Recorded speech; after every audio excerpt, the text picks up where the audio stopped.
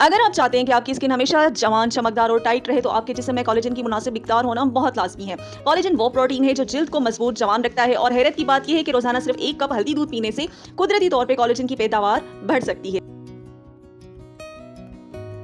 अच्छा जी, आज मैं आपको दिखाऊंगी कि किस तरह सिर्फ चंद मिनटों में ये मशरूब आसानी से तैयार किया जाता है। मैं ले रही हूँ 1 कप दूध जिसे हम उबलने के लिए रख देंगे।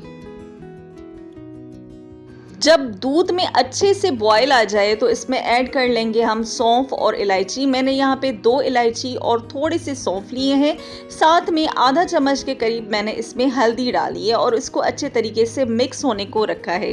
हल्दी एक ताकतवर एंटीऑक्सीडेंट है, जिस्म की सोजिश कम करती है, जोड़ों के दर्द के लिए मुफीद है, नींद को बेहतर करती है। ये मशरूब जिल्द को भी टाइट करता है, कोलेजन की पैदावार को बढ़ाता है, झुर्रियाँ और बारीक लाइंस जो होती हैं स्किन पे उनको कम करता है। अच्छा, मुख्तसरन बयान करूं तो ये जो हल्दी का दूध होता है ये आपको अंदर से निखारता है। आपको मुख्तलिफ किस्म की टैबलेट्स वगैरह लेने की ज़रूरत नहीं होती है। मैं ये हल्दी का दूध रोज़ रात को लेती हूँ एज अ डिनर। बहुत ही यम्मी होता है, आप भी आदत डालें।